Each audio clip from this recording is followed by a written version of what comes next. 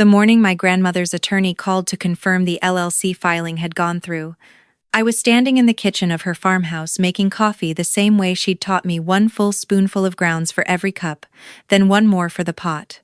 Outside, October frost still clung to the fields. The old oak by the fence line had turned completely orange overnight. I remember thinking she would have loved seeing it that way, all that color before the letting go. I set the phone down on the counter and just breathed for a moment. 26 years old, and I had just done something that couldn't be undone. The farmhouse, the adjacent pasture, the grain storage building, the mineral rights my grandfather had fought to keep when the energy companies came knocking in the 90s, all of it now sat inside Caldwell Heritage LLC, with me as the sole managing member. 36 hours later, my uncle arrived with a contractor, a real estate agent, and paperwork that would have transferred everything out of my name before I'd had my second cup of coffee. He found my attorney waiting on the porch instead. But I'm getting ahead of myself. That's not where this story starts. This story starts the year I turned 11, the summer my grandfather taught me how to read a deed. My grandparents, my mother's parents, had owned the Caldwell farm in rural southern Ohio for over 40 years by the time I was old enough to understand what that meant. 312 acres of working farmland outside a small town called Millbrook, about an hour and a half south of Columbus. They'd bought it young, before anyone in the family had money, pouring every paycheck from my grandfather's welding job into the mortgage while my grandmother raised my mother and her two younger brothers on that land.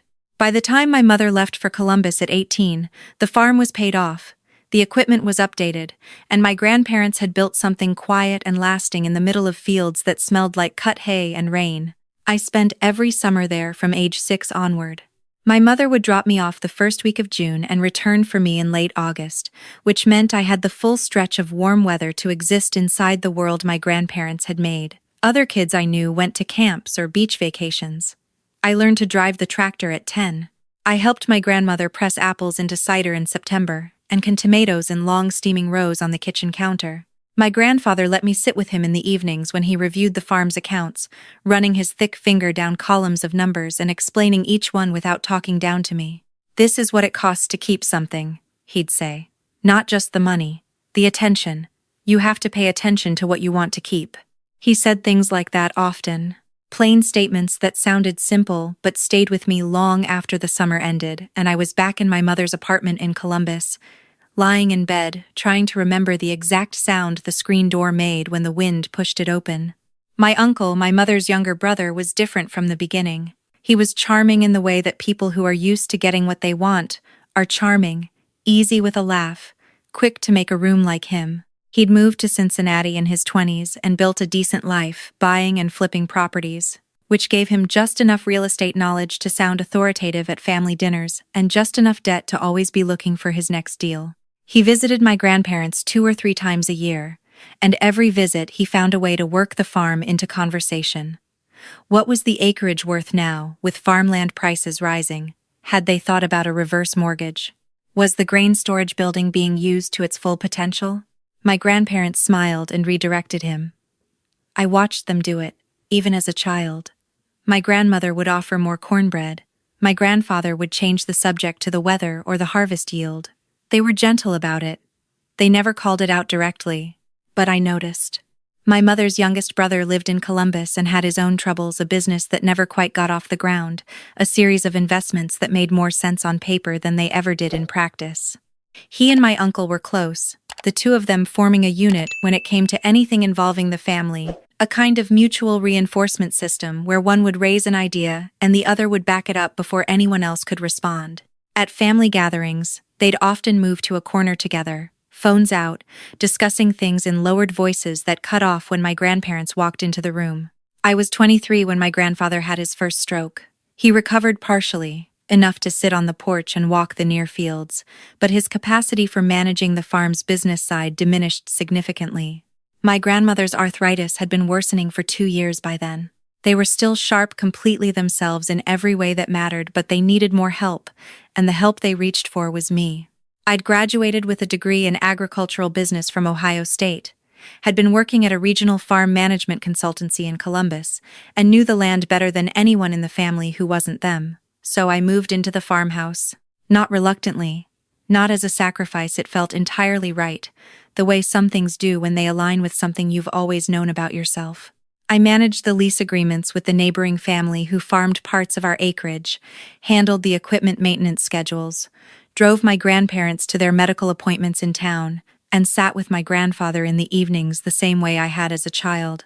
Both of us reading in the living room while the wood stove made the walls click and settle. My uncle started coming more frequently after my grandfather's stroke. So did my youngest uncle, less frequently but with the same energy, that particular attentiveness that isn't quite concern. They asked about my grandfather's recovery, which was genuine enough. Then they'd find their way to conversations about the property. Farmland in southern Ohio had been appreciating steadily. Development pressure from Columbus's expanding sprawl was pushing south, and a new logistics corridor being planned through the region had already caused land prices in 3 neighboring counties to spike. My uncle had done his homework. He mentioned comparable sales. He forwarded articles. He texted me links at 9 in the morning to parcels that had sold for numbers that would have seemed impossible 5 years earlier. "Grandma and Grandpa aren't going to be able to manage this place forever," he said one Sunday afternoon while I was replacing a hinge on the barn door and he stood nearby in shoes that were wrong for the mud. "You've done a great job being here, genuinely. But it's a lot to maintain. Have they thought about what happens next?" I told him they had their own plans and that I was helping them manage things just fine. "Right, but financially," he said. "If they liquidated now, at these prices, they'd be completely set. And the family would benefit, obviously. Everyone could use a boost." That word everyone landed strangely. As if the farm's value already belonged to everyone, and selling it was merely a matter of logistics. My youngest uncle came the following month with his wife and repeated almost the exact same conversation. Different words, same shape. My grandmother stood at the kitchen sink, washing dishes with her back to the room, and I watched her shoulders go still for a moment when he mentioned a developer who had already approached 2 farms on the adjacent road. Then she turned around, dried her hands, and suggested we go look at the apple trees before the light faded. She and I walked out to the orchard without the others. She didn't say anything for a while, just moved between the trees, touching bark, checking what was left on the branches. "Your grandfather and I talked about this," she said finally, not looking at me. "We have a plan. It's in writing. I need you to trust that." I told her I trusted it completely. "And I need you to be ready to protect it," she said. "Whatever that takes." She looked at me then. Her eyes were the same gray as the sky that afternoon, steady and clear. My grandfather died 14 months later, in February, early in the morning while the fields were still dark. He went quietly. My grandmother held his hand. I was in the room. The will was clear.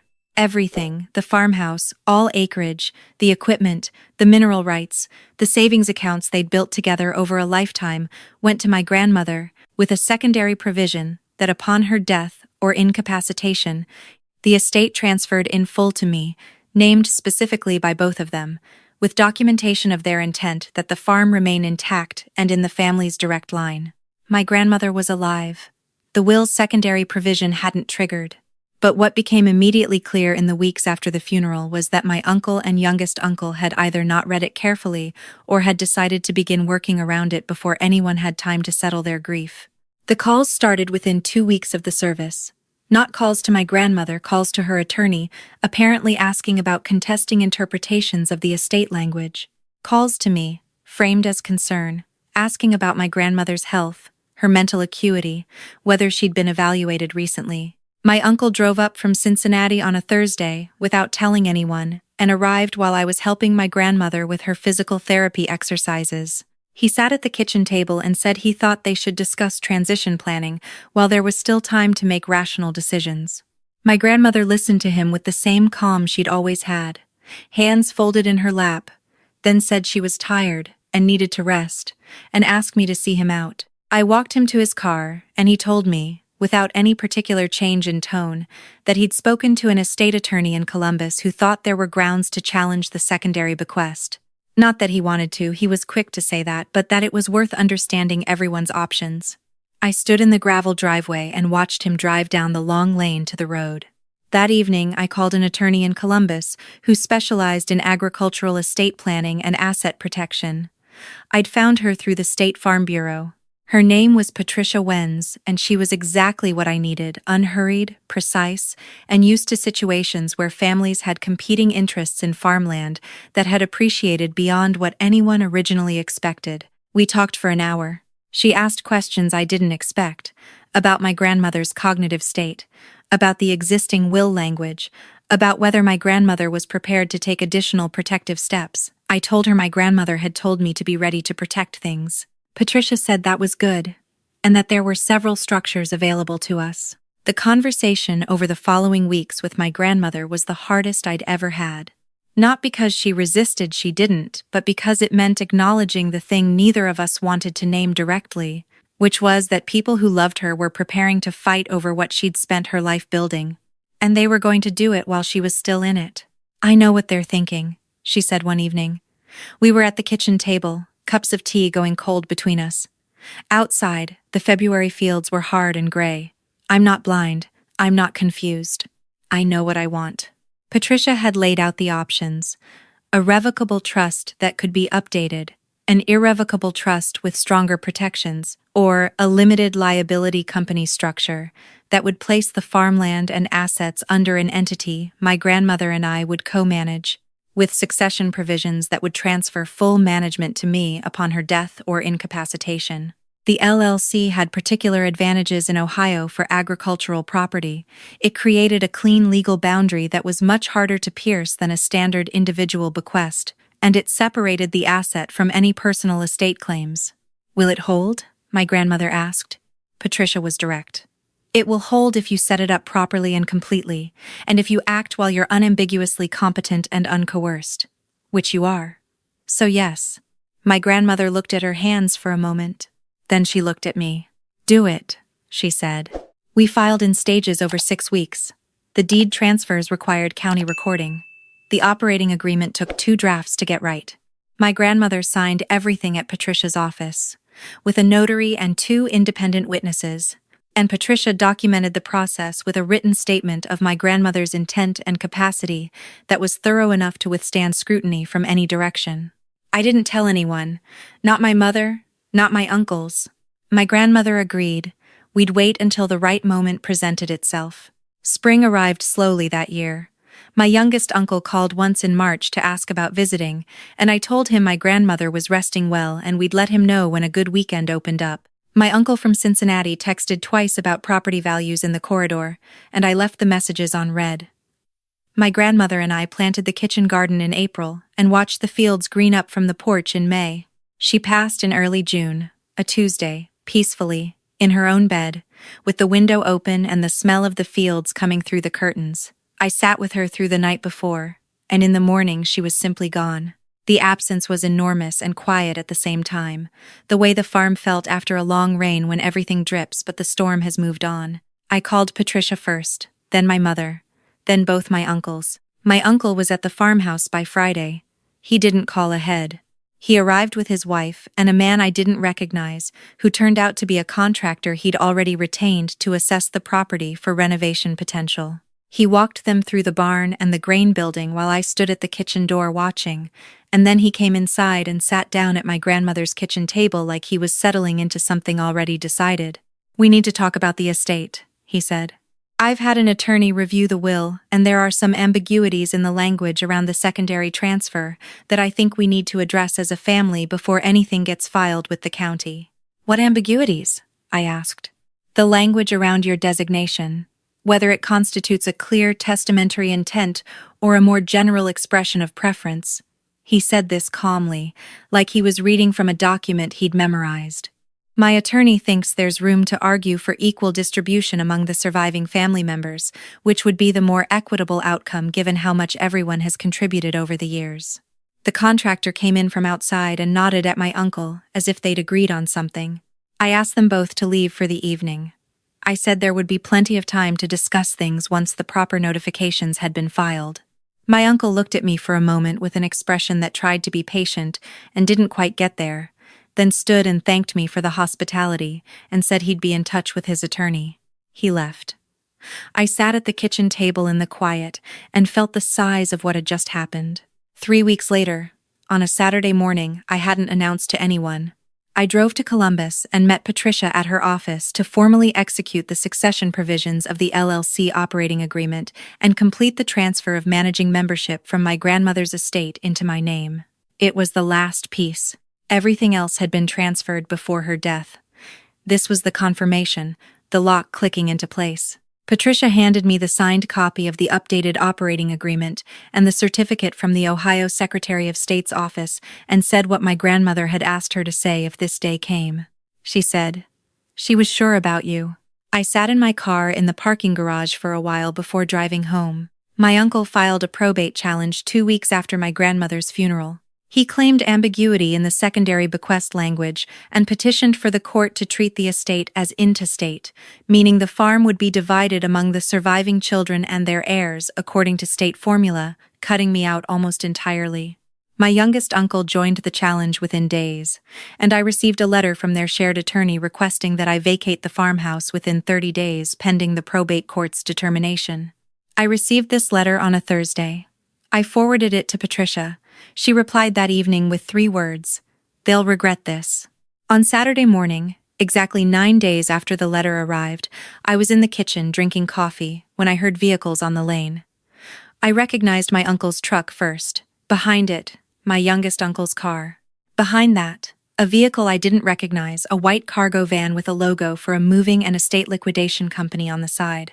I watched through the kitchen window as they climbed out.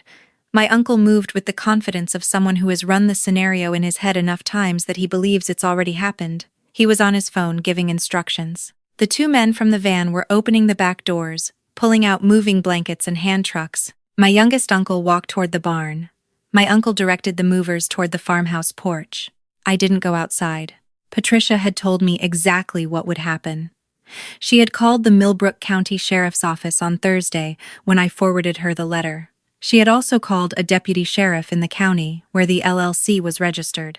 She had filed an emergency injunction with the probate court on Friday, notifying them of the property's LLC status and the imminent attempted unauthorized entry.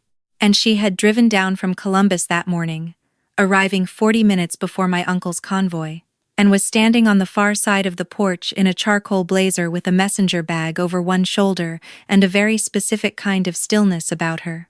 Beside her stood Deputy Moore from the county sheriff's department, in uniform, holding a folder. My uncle didn't see them at first.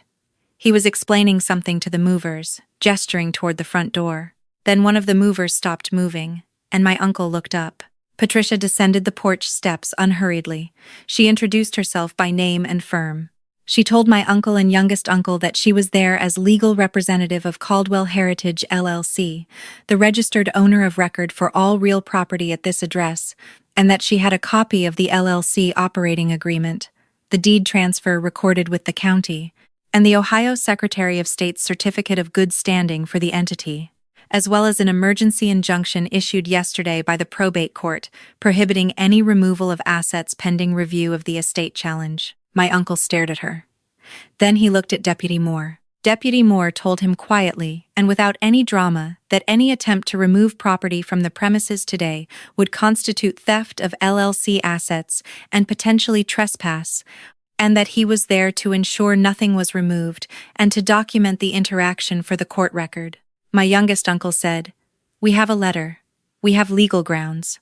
Patricia said that the letter they'd sent had no legal authority to compel anything because the property in question was not part of my grandmother's personal estate. It had been transferred to the LLC prior to her death, which the probate proceeding had no jurisdiction over whatsoever.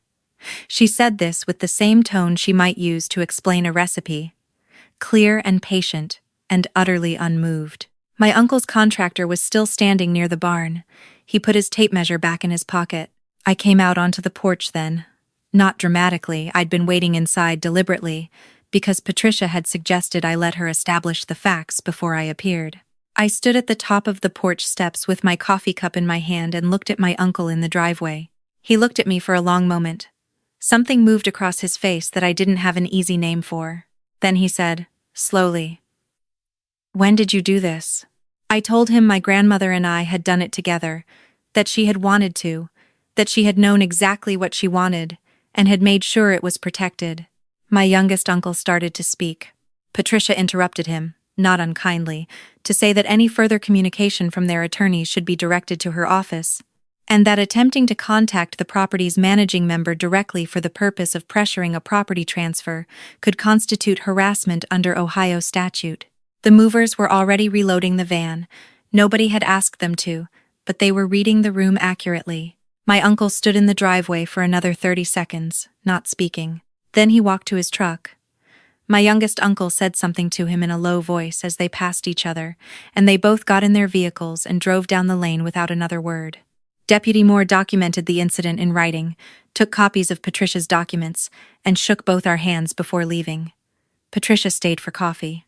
We sat at my grandmother's kitchen table and she walked me through what to expect from the probate challenge over the coming months. What followed was slower and less dramatic than that morning, but just as significant. The probate challenge proceeded, and their attorney made the arguments my uncle had promised: ambiguity in the secondary bequest language, grounds for intestate distribution. Patricia filed a response that explained, with documentation, that because all major assets had been transferred to the LLC prior to my grandmother's death, there was effectively no estate to distribute in the way they were requesting. The farmhouse, the acreage, the equipment, the mineral rights, none of it was subject to probate, because none of it had been in my grandmother's personal name at the time of her death. The judge was not impressed with my uncle's case. The hearing was brief. The challenge was dismissed. My uncle appealed. The appeal cost him money he didn't have. It was denied at the circuit level. Their attorney's bills, I later learned from a cousin who was not involved in any of this and felt bad enough to tell me, exceeded $40,000 between the two of them. My uncle had to pull money from a retirement account to cover it. My youngest uncle refinanced his car. Neither of them called me afterward. Not to fight, not to concede, not for any reason. My name disappeared from family group messages. A cousin's graduation party came and went with an invitation I didn't receive. I wasn't blocked. They were more passive than that, just quietly excluded, the way you close a door without slamming it. My mother called me once, a few weeks after the appeal was denied. She was careful with her words in the way people are when they're trying not to admit to something while still being honest. She said she hadn't known the full extent of what her brothers were planning. She said she was sorry that things had turned out this way. I told her I appreciated her calling. She asked if she could visit sometime. I told her she was welcome whenever she wanted to come. She came on a Saturday in September. We walked the farm together for the first time in years, out through the orchard and along the fence line to the far pasture where the light sits long in the afternoon. She didn't say much. I didn't need her to. At one point she stopped and looked back at the farmhouse from the distance, white clapboard and green tin roof against the October sky, and she said quietly that their parents would have hated seeing how their children behaved. I didn't say anything. I thought about my grandmother's hands in the orchard that afternoon, touching bark, checking the branches. The farm now runs the way it always did. I leased the eastern fields to the same neighboring family my grandparents worked with for 20 years. The kitchen garden my grandmother tended runs longer each year. I've replaced the barn roof, section by section, the way my grandfather would have done it, one piece at a time, done right. I split firewood in the fall and stack it under the overhang to season through winter, and when I light the wood stove in November, I feel the cabin warmth of the house like a conversation. I've learned things from all of this that I could not have learned any other way. That what people tell you they want and what they actually want are sometimes the same and sometimes nothing like each other, and the distance between those two things is where the truth lives. That protecting something you love sometimes looks, from the outside, like hardness, like refusal, like walls, and that's fine. You don't owe anyone a door that leads to what's yours. My grandparents left me this land because they knew I understood what it was. Not an asset, not an equity position, not a number on a comparable sale sheet. The land is the weight of all the mornings they got up before sunrise to work it, all the winters they heated this house with wood they'd cut themselves, all the meals that came from soil they tended, because they believed that how you keep something is a reflection of what you believe about the future. They trusted me to hold that understanding. I intend to hold it as long as I can. If you're in a situation where something you've worked for or been given is at risk from family, from pressure, from people who have decided your inheritance is a resource they're entitled to know that protecting yourself is not a betrayal, Know that the law exists to be used, and using it clearly and deliberately and without apology is exactly what it's there for. Know that the people who get quiet and angry when you protect yourself were never really on your side to begin with. And know that the morning after the hardest thing you've ever done, when everything is still and the fields are gray with frost and the coffee is strong and hot in your hand, the quiet is yours.